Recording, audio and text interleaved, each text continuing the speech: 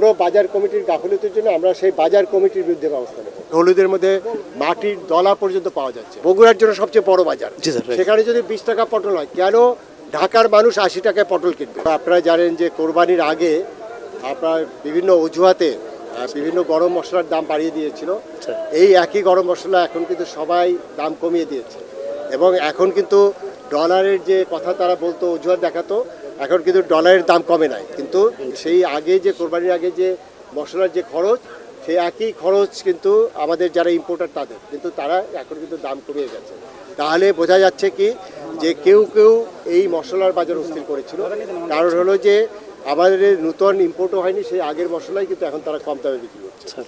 এর বাইরে আমরা এখানে দেখলাম যে প্রতিটা দোকানে খোলা হলুদ মরিচ বিক্রি হয়, এবং সেই হলুদ মরিচের যেখানে ভাঙায় সেখানে গিয়ে দেখলাম একটি দোকানে, সেখানে বস্তায় বস্তায় মরিচ এবং হলুদ, এবং সেখানে যেটা দেখলাম সেখানে পুরোপুরি অস্বাস্থ্যকর পরিবেশে, অর্থাৎ এটি যে ভাঙাচ্ছে ফ্লোরের মধ্যে ময়লা, এবং সেখানে কর্মচারীরা কাজ করছে ধুলা বালুর মধ্যে এটি রেখে, যেটি একটা খাদ্যদ্রব্য, এটি কিন্তু সেই ধুলা বালুর মধ্যে রেখে তারা কিন্তু এটা ভাঙাচ্ছে।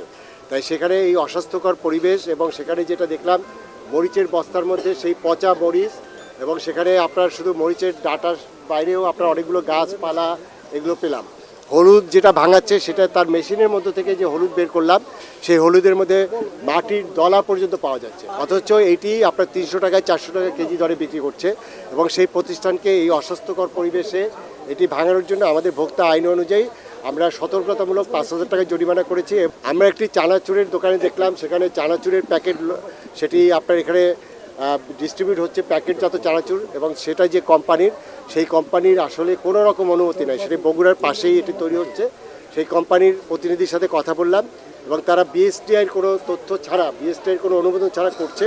আমরা সেই দোকানের এই যেখানে তৈরি হচ্ছে তাদেরকে আমরা বলেছি এটা বন্ধ করে দিতে, এবং বাজার থেকে এই প্যাকেটজাত চানাচুর যারা বিএসটিআইয়ের অনুমোদন ছাড়া বিক্রি করছে তাদেরকে এই বাজার থেকে এই পণ্যটা উল্টো করতে বলেছে। এবং আগামী 2-1 দিনের মধ্যে আমাদের যৌথ অভিযান হবে, এবং সেখানে জেলা প্রশাসন সহ আমরা এই বিষয়টি কঠোর মনিটরিং করব।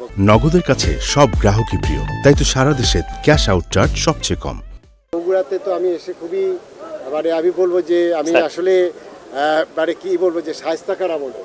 এখানে লেবু বিক্রি হচ্ছে 1 টাকা করে, এবং আমরা আমাদের যারা আছে, আমাদের কর্মকর্তা কর্মচারী যারা আছে, সবার জন্য আমি 5 ডজন লেবু কিনেছি। 5 ডজন মানে লেবু হলো মাত্র 60 টাকায় কিনেছি, অথচ ঢাকায় কোনো কোনো সময় 1 হালির লেবুর দাম হলো 60 টাকা।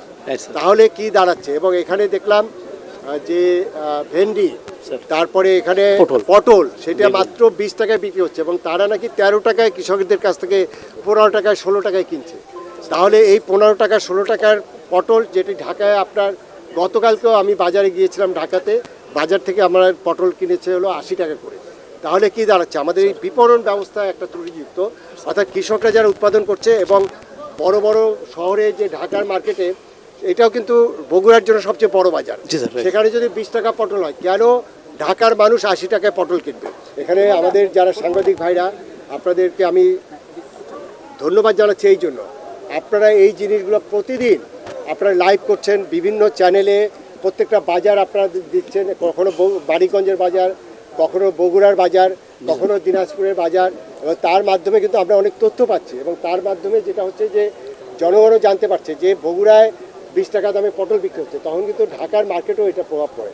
এই জন্য আমি সাংবাদিক ভাইদের এই যে গঠনমূলক বা বাস্তব যে জিনিসগুলো, এগুলো আরও বেশি বেশি প্রচার করার জন্য আমি অনুরোধ করছি, এবং সেই সহযোগিতা আপনাদের কাছে।